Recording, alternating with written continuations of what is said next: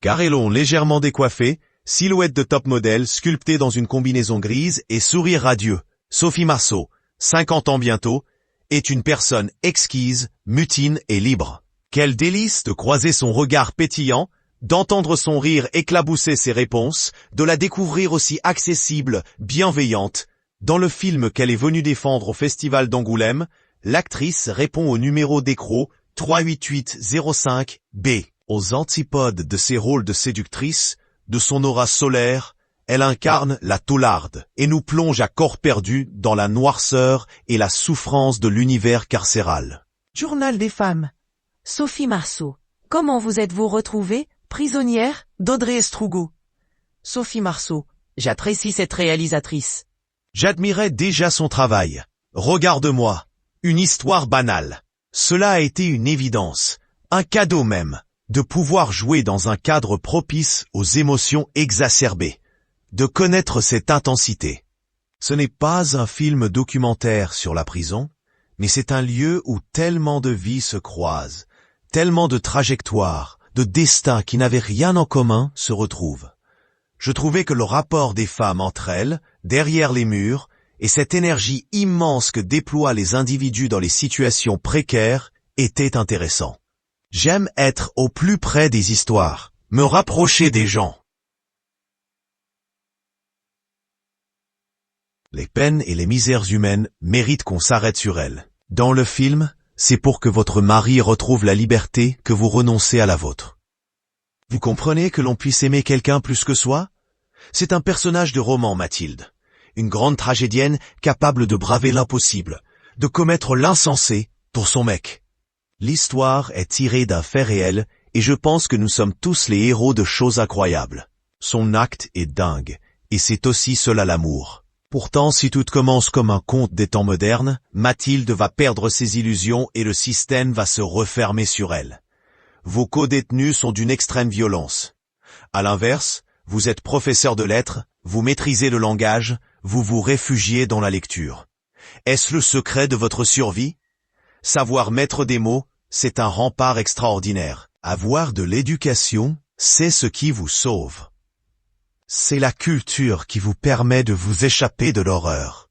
Son sens de la psychologie permet à Mathilde de supporter l'enfermement, la brutalité.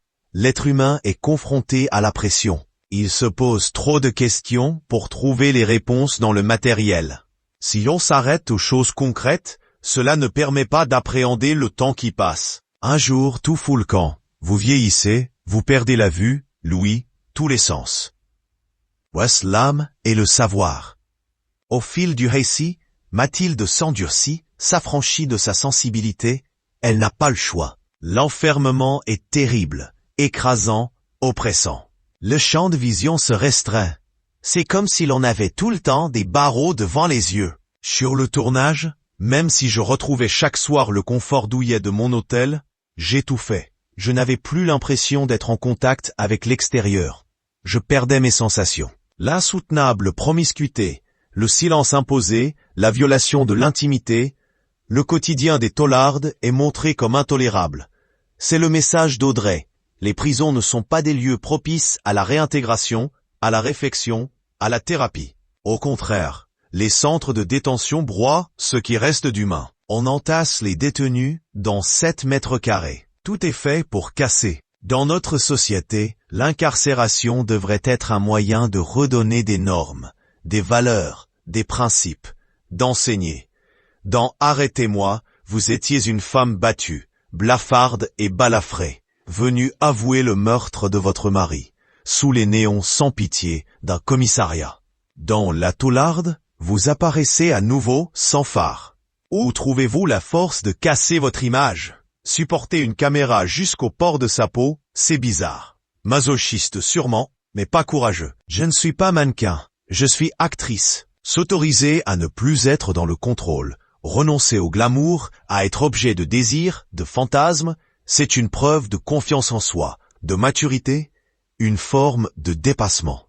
C'est important, pour moi, de me détacher d'un souci de représentation. Je cherche toujours à me remettre en question, à ne pas me reposer sur mes acquis. Tout dans ce tournage était une épreuve, car je ne supporte pas les verrous. Permettez-moi d'y voir de la bravoure. Je tente de me défaire de mes angoisses en me mettant à nu. À la ville, je suis très pudique.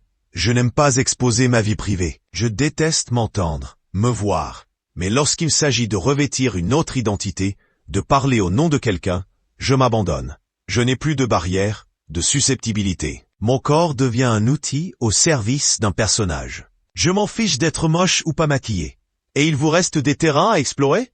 Ce métier est génial. Il vous permet de pousser loin les limites. Au fil de ma carrière, j'ai la chance de voir des paysages différents, d'aller au-delà du rationnel, de me transcender. La nature humaine, le physique, le mental, leur imbrication, tout cela me passionne.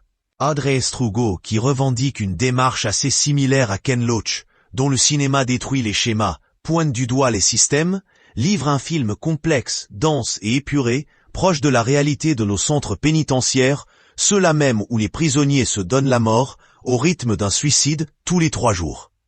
Sans complaisance, dans la noirceur, en se penchant sur les taulardes, comme sur les surveillantes, elle filme avec maestria la dureté de la détention.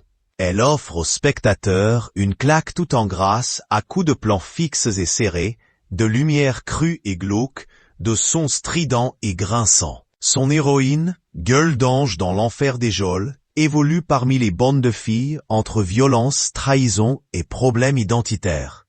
L'histoire de Mathilde, sublime Sophie Marceau, c'est celle d'une femme qui, par amour, s'adapte avec psychologie et émotion à l'enfermement de la cellule et navigue entre jeux d'influence et conflits communautaires, trafic de racailles et magouilles de matonnes. Mathilde s'est sacrifiée pour permettre à l'homme de sa vie de s'évader. C'est ce mouvement vers l'affranchissement que sublime la cinéaste.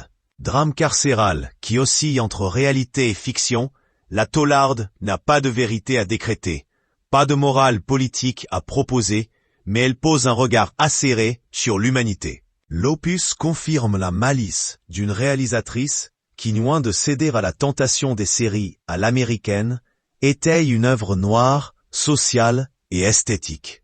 Cet itinéraire d'une taularde est digne d'un prophète d'Audiard. En salle, le 14 septembre.